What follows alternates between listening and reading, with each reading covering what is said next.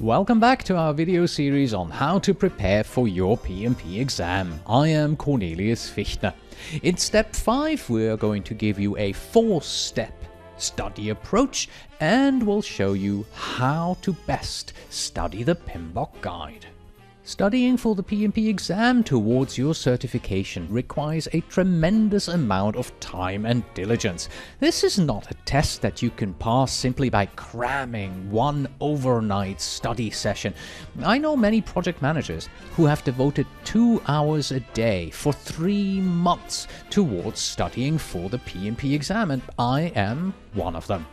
If you are established in your career, it may have been years since you last had to study for any kind of a test, let alone one as rigorous as the PMP exam.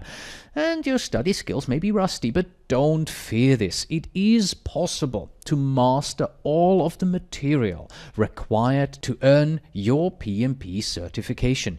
You just need to take a systematic approach towards studying for the exam. In this video, I'll give you an effective step-by-step process to follow, as well as study tips and techniques for the PMBOK guide. As part of preparing for the PMP exam, you're going to have to look into a number of various topics: cost, time, schedule, earned value, how to lead a team. In order to have a consistent approach, I recommend applying the following basic study process as you are getting ready. At the beginning of each of your study sessions, survey the material that you're supposed to cover. Review all the charts, graphs, headings in both the PMBOK guide and your PMP exam prep book. Familiarity with the topic that you need to cover will give you a better map of where to find specific concepts, both for your initial study and later review. It will also make it easier for you to put the information into a sensible order that you can more easily retrieve from memory. Next, identify what you want to learn from the day's material. Identify your motivation. If your particular PMP preparation material has recapitulation questions or study goals, read them first. Know what you're supposed to know at the end. If, of course, you're reading the PMBOK guide, then there are no goals or study questions at the end. So go ahead and create your own goals, your own questions. What is it that you want to have achieved at the end of reading this particular chapter? So don't start going through your materials until you have a set of questions in your mind in regards to what it is that you are going to read, what you want to learn, what you want to study. This will transform you from a passive reader to an active researcher, which is particularly helpful while you're studying the very dry PMBOK guide. People tend to best remember the first and last elements of any study session. Make the most out of this fact by breaking up your study sessions into smaller chunks. For example, if you have set aside 2 hours to study, do so in 4 30-minute increments with short breaks between each increment.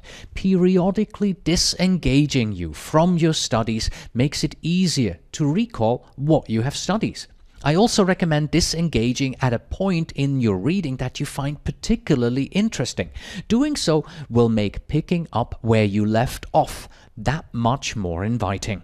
And that's your basic study process. You begin by surveying the material, then you identify your motivation. Why do you want to study this material? You turn yourself into an active studier and you disengage yourself from the materials. You can apply these 4 steps to any material that you're supposed to be studying. Let's now move on to the PMBOK guide, your primary study material that you're going to have to go through. And let's look at a few best practices in how to approach studying this behemoth. Since the PMP exam is based largely on the PMBOK guide, it's a good idea to use the structure of the guide as your roadmap in your studies. Plan on studying one chapter, one knowledge area at a time. In fact, plan on studying one PMBOK guide knowledge area each week. First study it in the guide itself, then study the same topic in all of your other study materials. This will increase your understanding because the other study materials will present the same concepts from different angles. Now that you know what you're going to do on a weekly basis, study one knowledge area every week, you're going to want to further break this down into daily assignments. And that's quite simple because each PMBOK guide knowledge area consists of a number of processes. So the easiest thing to do is simply say that you want to study one of these processes every day.